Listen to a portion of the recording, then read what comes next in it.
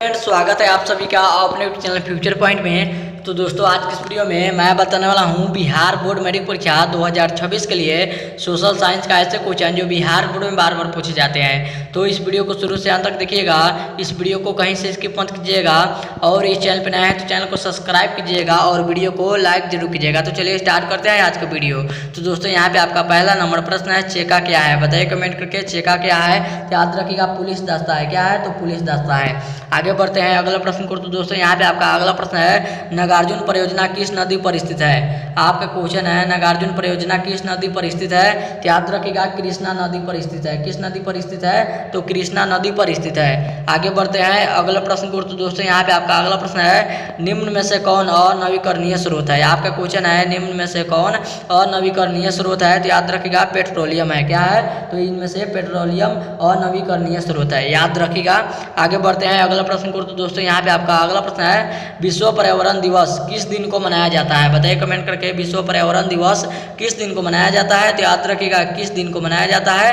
तो यहाँ पे आपका किस दिन को मनाया जाता है? तो 5 जून को मनाया जाता है। आगे बढ़ते हैं अगला प्रश्न को। तो दोस्तों, यहाँ पे आपका अगला प्रश्न है, बिहार में जीवन यापन का मुख्य साधन क्या है? बताइए कमेंट करके, बिहार में जीवन यापन का मुख्य साधन क्या है? तो याद रखिएगा, कृषि है। क्या है? तो कृषि है। आगे बढ़ते हैं अगला प्रश्न को। तो दोस्तों, यहाँ पे आपका अगला प्रश्न है, सुनामी किस स्थान पर आता है? बताइए कमेंट करके, सुनामी किस स्थान पर आता है? तो याद रखिएगा, समुद्र में आता है। किस स्थान पर आता है? तो समुद्र में आता है। आगे बढ़ते हैं अगला प्रश्न को। तो दोस्तों, यहाँ पे आपका अगला प्रश्न है, जामनगर तेल शोधक कारखाना किस राज्य में स्थित है? बताइए कमेंट करके, जामनगर तेल शोधक कारखाना किस राज्य में स्थित है? तो याद रखिएगा, गुजरात राज्य में स्थित है। किस राज्य में स्थित है? तो गुजरात राज्य में स्थित है। आगे बढ़ते हैं अगला प्रश्न को। तो दोस्तों, यहाँ पे आपका अगला प्रश्न है, यूरोप का मरीज किस देश को कहते हैं? आपका क्वेश्चन है, यूरोप का मरीज किस देश को कहते हैं? तो याद रखिएगा, तुर्की को कहते हैं। किस देश को कहते हैं? तो तुर्की को कहते हैं। आगे बढ़ते हैं अगला प्रश्न को। तो दोस्तों, यहाँ पे आपका अगला प्रश्न है, हिंद चीन क्षेत्र में कौन सा देश आते हैं? बताइए कमेंट करके, हिंद चीन क्षेत्र में कौन सा देश आते हैं? तो याद रखिएगा, कंबोडिया, वियतनाम, लाओस आते हैं। कौन आते हैं? तो कंबोडिया, वियतनाम, लाओस आते हैं। क्या होते हैं? तो लाओस आते हैं। यहाँ पे आपका सी ऑप्शन राइट आंसर होगा।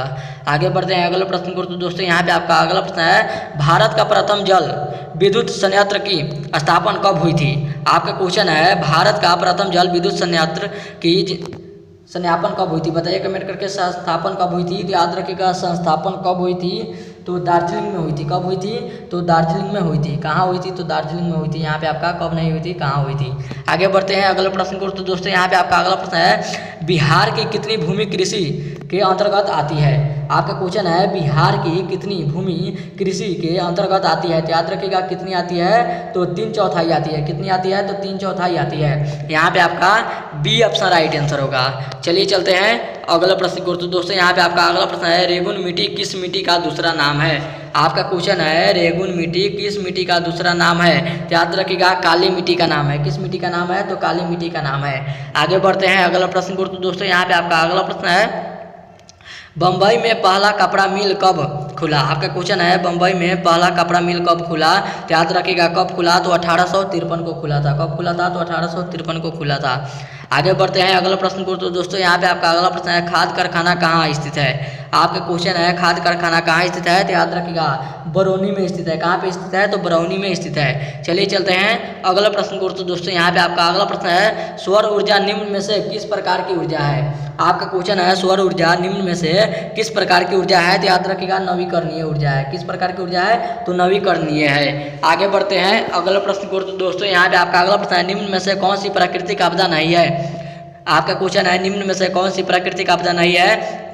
तो याद रखिएगा, कौन नहीं है? तो आतंकवाद नहीं है। कौन नहीं है? तो आतंकवाद नहीं है। आगे बढ़ते हैं अगला प्रश्न को। तो दोस्तों, यहाँ पे आपका अगला प्रश्न है, उद्योगों की जननी किस खनिज को कहा जाता है? आपका क्वेश्चन है, उद्योगों की जननी किस खनिज को कहा जाता है? तो याद रखिएगा, लोहा को कहा जाता है। किस खनिज को कहा जाता है? तो लोहा को कहा जाता है। आगे बढ़ते हैं अगला प्रश्न को। तो दोस्तों, यहाँ पे आपका अगला प्रश्न है, गोदावना समूह में किसका निर्माण हुआ था? आपका क्वेश्चन है, गोदावना समूह में किसका निर्माण हुआ था? तो याद रखिएगा, कोयला का निर्माण हुआ था। किसका निर्माण हुआ था? तो कोयला का निर्माण हुआ था।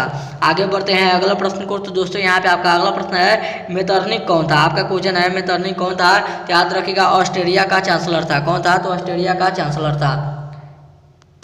यहाँ पे आपका अगला प्रश्न है, मेटरनिक कौन था? बताइए कमेंट करके, मेटरनिक कौन था? तो याद रखिएगा ऑस्ट्रेलिया का चांसलर था। कौन था? तो ऑस्ट्रेलिया का चांसलर था।